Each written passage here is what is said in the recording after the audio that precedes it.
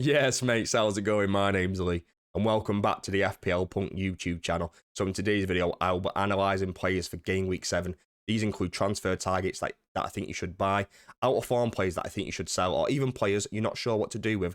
And the best thing might be to wait and get more information. If you're new to the channel, please subscribe down below. Anyway, let's rock and roll. Be strong.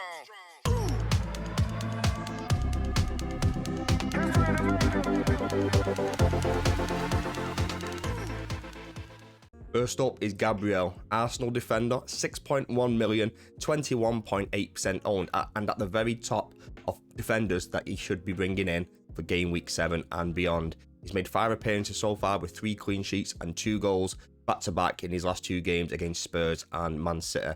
Some of his key stats per 90 so far this season: Arsenal have conceded 0.6 goals per 90, however their expected goals conceded per 90 is 1.3, but the massively outperforming from a clean sheet point of view. His XG is 0.2. Every 5 games expected to get some kind of goal return from there, and so far he's got 7.2 points per match. I know they've had a good game this week, but they've still got a good game in 7 and 8 against Southampton and Bournemouth, and they're both prime clean sheet fixtures. I don't even mind the fixtures from 9 to 11 from an Arsenal point of view. I still think there's a clean sheet in there. I don't think the clean sheet in all of those, but particularly against maybe Newcastle or Chelsea that aren't always firing on all cylinders, and they are a bit hit and miss and a bit inconsistent. There is a chance of keeping a clean sheet in there, and in game week 12 against Forest, and they are predicted to do pretty well in that game as well. Underneath his fixtures, I've got his predicted points from Fantasy Football Hub. So against Southampton, he's predicted to get 5.9 points.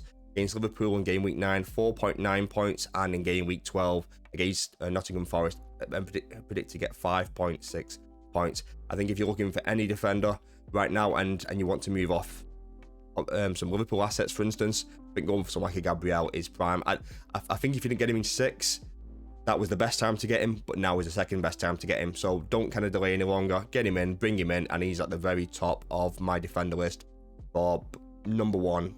Bring in, this is the best defender to buy from this point moving forward. Let's move on to the defender that I think you should sell. The defender that I think you should be selling this week is Porro, Spurs defender, 5.5 million, 31% owned so far. This is probably a little bit harsh, but I've just not seen enough over the past couple of games that makes me want to justify spending 5.5 million when Gabriel is 6.1. I would rather go and get someone like a Gabriel. So far this season, he's made 5 appearances. The Spurs have kept 1 clean sheet and has got 1 goal involvement in those 5 games. Some of his key stats per 90 aren't particularly bad, to be honest with you. So Spurs are conceding 1.01 goals per game, and their expected goals conceded is 1.02. So they're kind of matching what the data is kind of suggesting. His XG is 0.08, and his expected assists is 0.14. Whilst looking at some of his stats, something that did kind of jump out is Porro is averaging about 2 to 3 shots per game so far, which is just absolutely crazy. But his data has massively dropped off in the past couple of games, and whether that's opposition dependent remains to be seen. But as of me right now, Spurs aren't doing enough. They're not defensively as solid, and he's not as attacking as I thought he would be. And that's the reason why I'd probably look to sell him right now. If you want to keep him, that's perfectly fine. But for me, if I own Porro, I'd be looking to sell him right now and move on to that Arsenal defence. He's only averaging 4 points per game so far, and his fixtures coming up, I think the fixture difficulty rating from the FPL have been quite kind to him. In game week 7, Brighton away, I think this is a tougher game than what it suggests, particularly from a defensive point of view. I think it's great from an attacking point of view, but trying to keep a clean sheet in this, Brighton have a good team and they've played pretty well this season. And his predicted points are below the fixtures there. So against Brighton away, he's predicted to get 3.7 points. Game week 8, West Ham at home. I think if West Ham kick into gear and they get any kind of form, this is a London derby, like anything can kind of happen in this game. So I think this again is a tougher game than what and this kind of rating suggests. Away to Palace in 9, predicted to get 3.3 points. At home to Villa, another tough game, 3.9 points predicted in that one. Ipswich away, Ipswich at home in game week 11 is the only good game in this, and the only game I could see a clean sheet for Spurs in the next 6 games. Then Man City away in 12 is just another bad game. I just don't really like him as an option right now, and if you want to go out and keep him or buy him or anything, that's perfectly up to you. But for me right now is a definite sell. And if you don't have any Arsenal defence and you've got a Porro, I think moving on to an Arsenal defender, it just makes so much sense. Next up is Rico Lewis, and I think this is a defender that you should wait on, whether you own him I think you should wait to decide if you're going to sell him, or and if you don't own him, I think you should wait before you actually buy. It all depends on his minutes, and if he gets minutes and he plays, I think he's one of the best defenders in the game for his price point. Man City defender, 4.7 million, 11% owned so far. He's made 4 appearances, kept 1 clean sheet, and he's got 1 goal involvement so far. Some of his key stats per 90, and his goals conceded 0.29, but their expected goals conceded per 90 is 0.86. So they are overperforming the data, but his XG is 0.18, which is pretty high for fullback, and his expected assist 0.05, only getting 3.8 points per match. But I think if he plays more, that's obviously going to go up. Like he has had some reduced minutes in some games, and the reason why he's a wait right now is Pep put some comments out about whether he can play midfield, and if he does play midfield to almost replace Rodri, I think it just becomes an absolute nailed on 100% buy. But I think we just need a little bit more information. I own him. I'm just going to see what happens. I'm going to keep him. I'm going to play him every single game, because I think if he plays and he starts, he usually plays 90 minutes, but if he doesn't start, then he doesn't come on. So it's like a win-win from that point of view. Just make sure you've got a good bench if you are going to do this strategy. So some of the games coming up, they've got a great run. Man City now, some game week 7. Fulham at home, predicted to get 3.6 points. At Wolves away in game week 8, predicted to get 3.2 points. Southampton at home in game week 9, predicted to get 3.8 points. Bournemouth away in 10, Brighton away in 11, and Spurs at home in 12. If Rico Lewis can get 3 to 4 starts in this and get a couple of returns in this, I think that's great value for a 4.7 million defender. I think his ownership will rise if he is expected to start over this. And yeah, as of right now, if you own him, wait on any decision that you are going to make. If you don't own him, just wait for now. I don't think there's any rush to bring him in. I think you could bring him in game week 7, 8, or 9. Just waiting on that more information, waiting to see what kind of minutes he gets is the most valuable thing right now. The first midfielder we're going to take a look at is Bryan Mbeumo. Brentford midfielder, 7.3 million. He's gone up in price ever so slightly recently over the past week or so, 18% owned. So far, he's made 5 appearances with 4 goals. I know I can always got a good game in game week 6, and similar to Gabriel and the Arsenal players, the best time to buy them was for game week 6. The second best time is to buy them now. He's got a great run of games. I know there's some grey fixtures in there, but I still think the good games for Brentford and the way they play. And with Tony leaving in the summer and Wissa being injured, I think a lot of the attacking responsibility will go on to Bryan Mbeumo, and I keep saying this, but I just think it will. He's still on penalties as well. I just think he's a really good option from that point of view. And some of his key stats per 90, he's still averaging about 2 shots per game, 2 key passes per game. He's got an XG of 0.35, an expected assist of 0.26, and he's getting 6.8 points per match. And he's at the very top of the list. If you don't own Bryan Mbeumo, I think he's almost a must buy. I've already brought him in for game week 6. So I think if you don't own him, because his ownership is only 18%, I think going out and getting Mbeumo is just at the very top of the list. Some of his fixtures coming up in game week 7, he's got Wolves at home and predicted to get 5.9 points. Man United away, and even though I am a Man United fan, I think the way Brentford play probably suits them. Particularly being away from home, playing on the counter-attack. I think they could easily score against us and cause us some problems. Still predict to get 5.1 points in that match, which is still respectable. Game week 9, Ipswich at home. Game week 10, Fulham away. Bournemouth at home in 11, and Everton away in game week 12. I think if you've got some assets that you're not quite sure about, or you do want to sell, I think Mbeumo is a great price point at 7.3, and I think he should be at the very top of your list. All players to bring in. Let's look at a player who I think you should sell moving forward. The next midfielder we're going to take a look at is Diogo Jota, and I think he should be a midfielder that you should think about selling. 7.5 million midfielder for Liverpool, 10.3% owned, 4 appearances so far, 1 goal, 1 assist, and the main reason just comes down to minutes.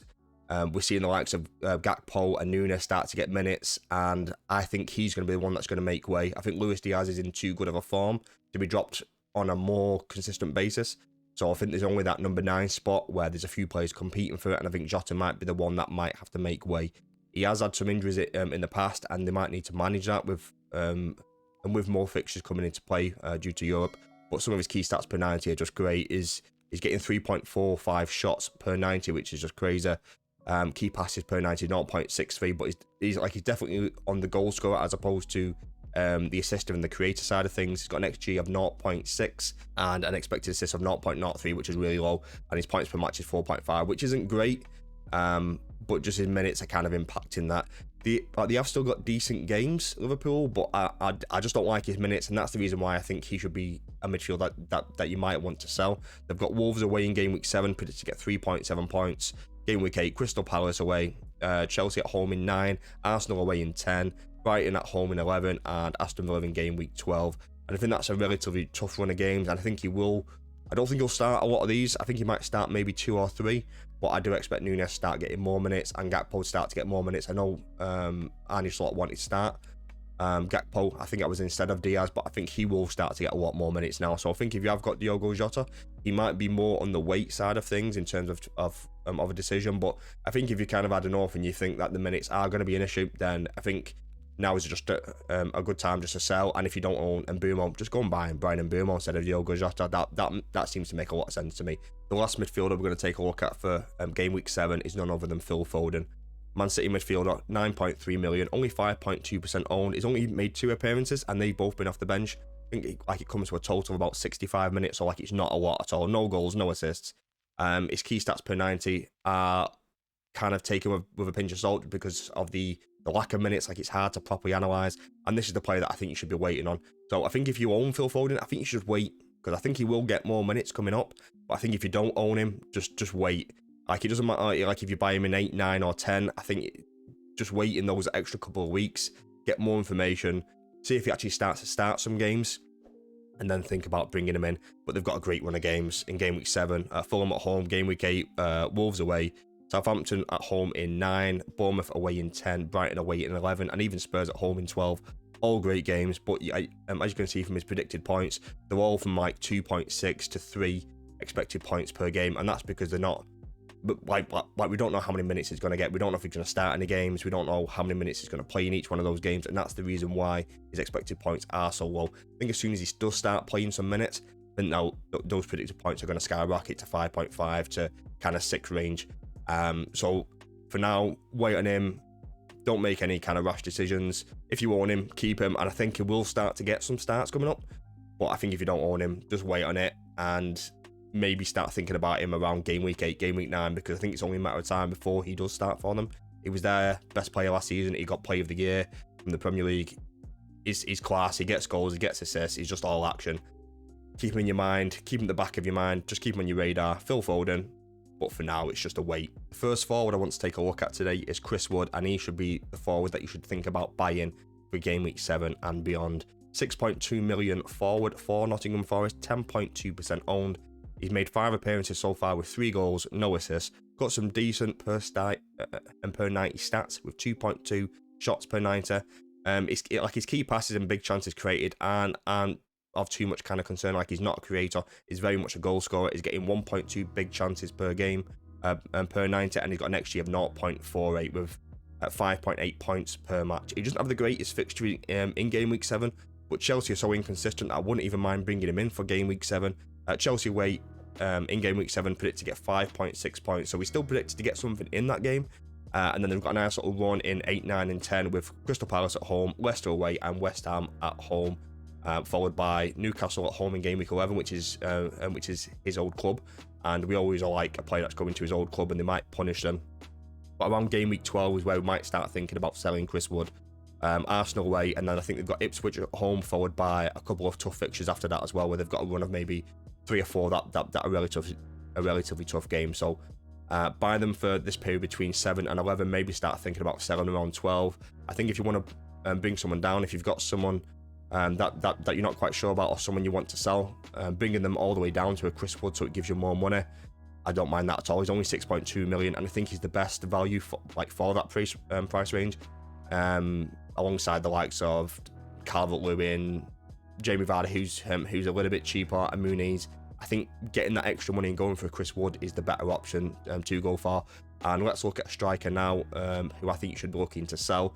And this might be a player that you might want to sell and bring Chris Wood in for. Last but not least, we've got Alexander Isak, 8.3 million forward for Newcastle, and he's still 23% owned. And I think he should be at the very top of your list for players that you might want to sell. And it comes down to kind of eye test, fitness, injury issues with his toe, and fixtures as well. And it's all kind of an accumulation of that. He's made 5 appearances so far with 1 goal, 1 assist. Some of his key stats per 90 aren't particularly bad. He's still getting 2.4 shots per 90 with 0.9 key passes. He's got an XG of 0.31, which is pretty low for a striker that's 8.3 million. I could rather go for somebody else. I could rather even go for someone like Havertz, to be honest. But coming down to like a Chris Wood just makes so much sense. They've got Everton away in game week 7. Game week 8, Brighton at home, which isn't a bad fixture. Any kind of home game for Newcastle is always pretty good. But then Chelsea, Arsenal, Nottingham Forest, who have been pretty good defensively, and then West Ham at home in 12, and we don't know what they're going to be like. Like, if they start clicking defensively, then that could also be a tough game as well.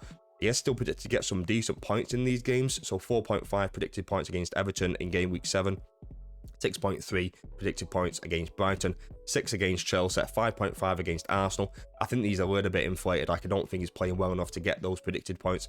As we can see, he's only getting 3 points per match so far. So I think if you've got Alexander Isak, he might even be a wait for you, but for me, like, he's a sell. I sold him in game week 6. I actually went to Havertz just because I wanted some Arsenal coverage from an attacking point of view, so I went for Havertz instead. But I think if you want to come down and save some money, I think Chris Wood is definitely the man to go for.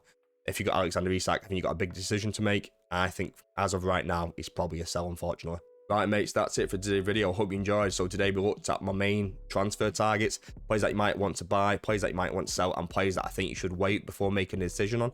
If you enjoyed today's video, don't forget to subscribe, leave a like, and leave a comment down below. Have a good day. Peace and love.